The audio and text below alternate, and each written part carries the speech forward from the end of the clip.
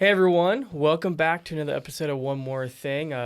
Almost a special one because it's the one right after Easter. Yeah. So Pastor Eric here has some little extra things to kind of dive into about his previous message this past Sunday. So what do you got? Well, and I guess before you said that, since you mentioned Easter, I kind of like doing things a little differently. Not that, you would definitely want to highlight resurrection, but I think there's a lot of times we don't think about the things that Jesus referenced and I'm excited for next year's Easter sermon because I've actually started working on it a little bit to develop it some. But, I'm excited to explore some of these other thoughts because sometimes we get so focused on the resurrection, which is very, very important, don't get me wrong, but there's other ways to look at the resurrection. There's other ways to look at what Jesus said and how that, is the important imagery we should have. When we look at Easter, it is not just him raising from the dead, it's his completion and his finishing of the work totally. So I'm excited to look at all the different aspects. And so this past Sunday really gave us the opportunity to look and basically, I think if I summed up the message this past Sunday is that man would never be a good rescuer. Even though we think certain people are good heroes, a lot of times that's not the case for mankind. Mankind will fail in those categories when it comes to having great compassion and love for others. Even, and that's the whole idea, right? Is that, somebody might dare to die for somebody that, they loved and cared about, but, would they put themselves out there for somebody that hated them, that didn't like them, that didn't care, an enemy? No, usually more often than not, that's not the case. But Jesus was totally different than that. He was able to show great compassion and rejoices us over sinners that are wicked, and we come back to Christ. So anyhow, the thing I really wanted to talk about today was the 72 hours, because that's probably the biggest question. It was like, what is this idea about the resurrection? And it talks about Jesus saying, in 3 days, is it really a full day? And so I thought I'd share some of these things. At first glance, it seems like a full 72-hour period, but understanding Jewish timekeeping helps resolve this issue. So one is Jewish people understand a part of time. They count a part of the day, not the whole day. And it's also an idiom where it's like or idiom that is kind of like a phrase, and we'll get into some of those in a little bit. But so they count part of the day is the thing. So in ancient Jewish cultures, any part of the day, no matter how small, was counted as a full day and a night. And usually like for us, it's like midnight is like the time, that's the next day. But for Jews, they would see it as dark. Anytime it hits dark, that's the next day. So you have your first day. Anything that happens before 6 is the first day, and then anything happens after 6 is the next day. So that's kind of how that works. So like Jesus was crucified around, he died around 3 o'clock, so he was crucified about noon. And so, with his death being before 6, that was one day.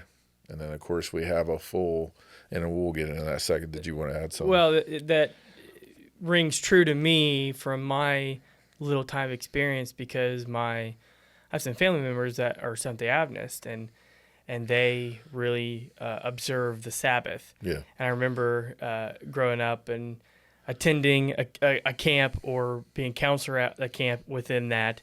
And when it got to the end of the week, that Friday, Saturday, I believe, if I remember correctly, Friday at 6, we no longer, didn't want to do anything strenuous. Couldn't really expand. And so it would be like that way because that would probably, it wasn't quite dark yet, but that's when it's starting to get dark. Yeah. So then it would lead into the next day, which would be Saturday, which would be the Sabbath. And you couldn't do anything until the 6 o'clock evening on Saturday. And so it wasn't really, to your point, midnight on Saturday, that starts the Sabbath. Yeah. So Friday, go hard, right? Yep. No, it was because that makes kind of sense. I wonder if that's where that No, is really being true to. no, yeah, that just like you're Yeah. mentioning, it's a Jewish tradition that Yeah. 6 o'clock is that typical time frame of that next day. Yeah. So yeah, they're just adapting it because they want to go back right to that kind of law. Yeah. They're trying to observe the Sabbath. So yeah, that's what the Jewish people do is right around 6 o'clock. You're not talking about the Sabbath, but you're bringing out the truth of the time, how Yeah. the time does, and so Yeah. that's the only thing that I had to But relate to. no, That makes but that's the total reason sense. why they chose 6 o'clock Yeah. as that time frame, because it goes back to that whole idea there. And so that's another reason why to keep that in mind, that how Jewish people observe the next day is not the same way we do in America, or most people probably in the world. We wait till midnight and then we think that that's the next day. But no, for them, 6 o'clock, that's the next day. And that's the reason why people that honor the Sabbath, whether they're Jewish or from some other faith, they can't do any work. They stay true to that time schedule. Yeah. So that's a great point. And so an example of some of these ideas about, this kind of saying that they kind of use 3 days and 3 nights, it's actually, historically in the Bible, like Esther chapter 4, verse 16. Esther asked the Jews to fast for 3 days and 3 nights. Yet in Esther chapter 5, verse 1, it says she approached the king on the 3rd day. So it was not like a full day of fasting and praying. It was more, okay, here's a time frame. But who ever thought you would have had to go dive into math and yeah. Yeah. Now you got to think a little bit more. Now when you see those references in the scripture, like, well, wait a minute, when did it actually happen? Yeah, because we're looking at from our vantage point, and that's the hard challenge about scripture is a lot of times because we want to put ourselves in the story, and what we need to take is a back step. Not that you can't get principles from the stories, but you're not, I'm not David, you're not, well, you'd probably rather be David. I'll take Paul, right? But anyhow, anyway, what I'm trying to say is that, we try to put ourselves in the stories, and while there's a lot of great things to learn from these people in the Bible, that doesn't mean that scenario is going to play out in our life the same. And we have to look at the context of the situations and what was going on. And that's why, and that's what I love about our faith, right, is I definitely believe a child can accept Christ and somebody that maybe doesn't have the full intellectual capacity to fully understand everything that they believe. But at the same time, it doesn't give us an excuse as people that like to learn about things not to dive deeper into the stories, because you learn a lot of details, and sometimes we miss out on details, and it adds to the story.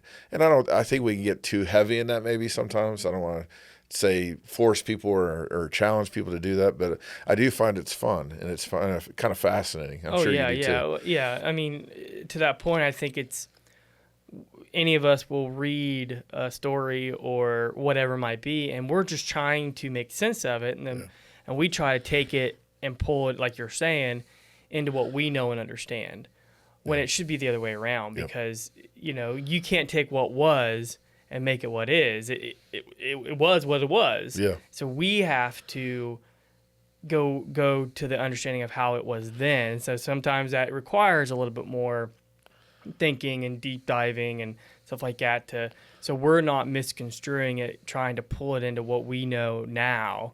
Because I've said that for years, when you especially get into Revelations, we're trying to make sense of what is being shown. And we're trying to use our world perspective right now. How does it relate? We don't know the future. And maybe it's talking about that. We don't know, you know what I mean? But we try to adapt it, and so. Well, that's where a lot of people have failed too, where they've tried to over prophesy that and tried to come up with a date or, try to come up with a timeline or, that's real dangerous because we don't know, because we're just limited in our capacity because we're basing on what we know now, I think there's only just the really heart of a story, the emotions, I think some of those things are really the only thing that kind of stays the same, that we can pull from, that we can learn from. But you got to start looking a little bit harder on the outside of that, the rest of the story and the culture and things like that, to really understand fully. Yeah, and you bring a great point. Understanding the culture kind of helps us understand, okay, this is the reason why that was played out, or that's the reason why Jesus said this, or, the full kind of help better understand the context of why he said these things. And then there's a reason why he spoke about, shepherds and stuff a lot, because he was using, and that's what's so cool. Not that those illustrations definitely speak to us today, but how much even more they spoke to the people he was speaking to, because it was things they dealt with all the time, whether it was, Caesar, or whether it was, all these different things, that they were in the midst of those things. So that's why they understood it. Oh, you and I do the same thing today. When Yeah. we preach, we're giving examples of someone's shift work Yeah. at the plant. Yep. You know what I mean? Well, we're trying to give something to understand. It's Yeah. the same concept. Yeah, absolutely. So we're trying to take principles and try to help carry them over to where people can relate to them today. So, like I mentioned about Friday, just kind of, just reestablish this. Jesus was crucified and died around 3 p.m. His body was laid in the tomb before sunset on Friday, which marked the start of the Sabbath. So all that work had to be done before that time. So he was put to rest and buried on that Friday. So that was the first day. And then, so the second day, of course, was the Sabbath, and Jesus remained in the tomb all day on Saturday. So we're talking, from the start of 6 o'clock that Friday night all the way to 6 o'clock on the Saturday. And so you have Sunday start at 6 o'clock on Saturday, really, if you think about it. And I know, again, it's just one of those things we got to get used to, right? So early in the morning on Sunday, which you've had quite a few hours that have passed on Sunday, actually, if you think about it, but the first thing in the morning, early in the morning before dawn, Jesus rose from the dead. Since part of Sunday counted as a day, this was day 3. So again, just to kind of explain the timeline, that is kind of where we're at with that. So why say 3 days and 3 nights? The phrase 3 days and 3 nights was a Judas idiom, or how did you say it? Idiom, yeah. It might either way. I'm sure your way's better, because I'm not very good at speaking any as far as words. So it was a way of expressing any part of 3 days, even if it wasn't a complete 72 hours. So that's probably the biggest thing that I'd like to share. It doesn't mean that it has to be 72 hours. It's like an idiom, or however you said it. The whole idea with that, it's kind of like a slang. It's kind of like a way of, like there's a lot of things we'll get into here to have a little bit of fun. But there's a way of saying that in the Old Testament and the New Testament that conveyed to people, okay, this doesn't mean it has to be a literal 72 hours. It's 3 days. And it doesn't have to be 24 hours here, 24 hours there, 24 hours there. So this was common cultural expression that didn't require literal, precise by modern standards. So it didn't have to be a literal thing. It didn't have to be an exact thing. It didn't have to be that. It was more of a saying. So here's some examples. Mark 8:31, the Son of Man must suffer and after 3 days rise again. Luke 24:46, the Messiah will suffer and rise from the dead on the third day. In 1 Corinthians 15, verse 4, that he was buried, that he was raised on the third day according to Scriptures. So those were some things that, just kind of highlight that, and just wanted to kind of share that. So just to have some fun, okay? Let's talk about a few that we kind of do kind of the same way. So in the Bible, it says 3 days, 3 nights. It's not an exact 72-hour period. What are some of our idioms that we use, or idioms that we use here in America? So one, the bottom line. What is that's that? the bottom line. Is that an actual line? Yeah.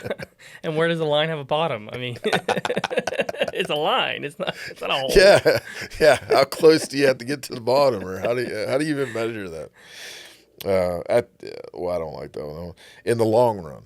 Yeah. Yeah. So in the long run, what does that mean? Which, we use it as, down the road, like in the longer span of things, it's better. But we're talking about a run, like running. What I mean? You have to. Yeah. If you said that to, a newly English speaking person, they Exactly. wouldn't. Like, what are we running to? You know what I Yeah. mean? Like that's how you kind of Yeah. phrases or Yeah, put your mindset you into know, a that. lot of, you know, just like we're saying in the same way, it's like slang, right? It's like that's why it is so hard for people that come from different speaking language to learn the English language, because we have so many different ways to say things. Especially with the Gen Z language Yeah, now that we yeah, have. like that I don't even fully understand it. Like some of the things, I like got out of youth it's just ministry. way too simple. I got out of youth ministry at either the good time, or the right time, or the bad time because Yeah. I'm lost Yeah. in some of. Well, I had this conversation with my boys about cooked, right? You can be cooking, and that's a good thing, or you can be cooked and you're like burnt, right? Like, Yeah. You're so Which so you're to cooking, me, you're a like lot doing of really these- good. I'm noticing a lot of these are the same things that like slang you had or I had, like That are being brought stick back. a fork in me. Yeah, To me, that's cooked, Yeah. right? You stick a fork in you because you're Yeah. done. Like you're cooked. So but it's cooler, right? It's I just- get it's yeah. just- You the can't keep it the same. Stick you a gotta make it fork your was own. just too many words, I guess, or like Yeah, yeah. too long of a. That's really what it is. Yeah. Everything's just getting Everything has to shortened. be short. Yeah, yeah. The rule of thumb. Yeah. So, you know, I don't. Now I'm sure there is something with that. Well, I right? think it is because the thumb is used as a measuring tool, right? Back in Right, the old yeah. days, like it was used like that was the way to measure like an inch or So you're going to do like that. this part of your thumb. I think was You're going to do like- that based upon that rule that there is of the thumb. Yeah. So rule of thumb. Yeah. So yeah, but to our point, no one's going to make sense of that if Yeah. you don't know what that rule is. Like I don't know what that rule is, I but don't know. Across the board. across the board. What board? Yeah, Checkerboard. well, yeah. 2x4. I don't know. Surfboard. Yeah. It'll do the trick. Do the trick. That'll do the trick. Yeah. that'll do the trick. Yeah. Like what trick? Yeah. Pave the way. Yeah. So again, this whole idea that just having a little bit of fun of it is, you know, when we hear 3 days and 3 nights, it's not an actual 72 hours, or it doesn't have to be any part of the day counts as a day. And that's the reason why when we look at Scripture, we have to keep that in mind. So when we hear the term 3 days and 3 nights, whether it was Jonah, whether it was Jesus, that doesn't mean, okay, the clock's ticking, we're keeping track of 24-hour period. That's more of how we do things in our time period now. So we just have to keep that in mind. So, you know, that's why we can say with certainty that Jesus was raised to life on the 3rd day, because just like you pointed out, which was a great point, for some churches that believe the Sabbath is on Saturday, they still observe the fact, or the Jewish people still observe, you know, 6 o'clock on Friday is time to stop doing anything. And then, Well, I mean, just taking that further, I mean, I don't know exactly when. It's hard to tell, but I don't think the Jewish people at that time had a sundial. And a sundial came from a totally different culture. yeah, And they're going to go by, well, when the sun comes up and it's daylight, I can start farming. yeah, I can start, you know, putting the sheep out, you know, things like that. Like, so that's their start yeah. of the day, not midnight, you know, or anything Well, like I even that. think it So- goes back to creation, right? Because, Yeah. you know, it goes back to Genesis, right? That they rely, a lot of what they do is really trying to be, you know, actual or try to be factual to that. So I think that because they have to go by what they have, which is the sun. Yep. You know, do I want to start things in the dark? No, I'm probably going to start everything when the sun comes up. So that's the start of the day, Yeah. you know, and then it ends when I can no longer see. That's what the biggest thing in their world they have to go by to help them. And so once you put it that way, you're like, well, that's really obvious and simple. But when we read it and we study it, we don't, you know, Yeah. we and tie it to us Americans, we just mess it all up. Daylight savings time. Yeah, oh yeah. Which was supposed to help the farmers. Yeah. So our timeline's all screwed up. Yeah, yeah. But yeah, that's all I had to really share. I thought it was, you know, it's fascinating, it's interesting, but yeah, I didn't feel like it really was something I wanted to spend a whole lot of time in the message. So thank you It for all letting me- ties into it, but yeah, I mean, Yeah. it's hard to, and like you said, it was really interesting to focus on not just the resurrection, but what Jesus said. Exactly. What was being said, because that's got to carry weight, Yeah. right? That's got to mean something. Definitely. He's not going to say something if it wasn't relevant. And to or, me, you that's know. so cool that And as we get into this message series, I'm going to do this next couple weeks. We're doing the days after this Sunday and the weeks after the next Sunday. And so I'm excited to kind of just talk through that, because as I'll explain this Sunday, that it wasn't like the disciples had a full thought out plan of how this was going to be conveyed. They were just kind of at a loss, and we can see that through even the story I'll share this Sunday about the road to Emmaus. So, it wasn't like that the disciples had a game plan of how they're going to carry this message on. I mean, it was really, there was true events that actually happened that they were trying to wrap their heads around, and they were trying to figure out what did that mean or what happened there. So the fact that they had all this back catalog of information that they understood and knew and tried to create themselves, it just wasn't possible. So when Jesus was saying, Jonah, and talking about the sign of Jonah, that didn't come from them. That was not something that they put together. That was something that Jesus made as a statement of what he was doing. And build this temple in 3 days, he's talking about himself, not the temple, but his temple, the body. All those things were things that Jesus mentioned. They weren't invented by the disciples, because you could tell the disciples had no plan. They had no understanding of what took place. Well, it took them so much time just to realize the things that he's been saying the last 3 years Exactly. are leading up to this moment to Yep. prepare them. And they're like, oh, wait, I remember him saying, Exactly. It takes them so long to put that puzzle together. Exactly. So And that's what's so cool about the walk to Emmaus, is because you had two followers of Jesus who had followed him for so long. They don't recognize it's Jesus, but Jesus begins to explain all the prophets and all the law and how that was fulfilled in the person of Jesus. So that's just fascinating to me. Like, here is Jesus having to, okay, let me remind you what's been said and to see how it's been fulfilled now, because they were just in shock. They were just at a loss.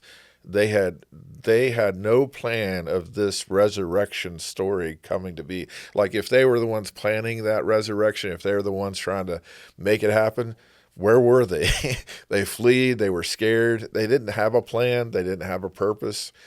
It was all Jesus. It was all God on full display, and they were wrapping their own minds around these events. And so that's what I think is going to be neat speaking in the next 2 Sundays about this, because we can clearly see that there was some disconnect on their part of fully understanding what Jesus meant by all the things he said. And then they had clarification during this time to kind of, okay, this is why he did these things. This is why he said these things. And now they're connecting the dots, Yeah. So It's good stuff. So yeah. Thank you so much for joining us. And of course, you can always go back and rewatch the sermon if you missed it or want to catch some more little tidbits like that. But just thank you so much, and we'll hope to see you next Sunday. Yeah. Take care.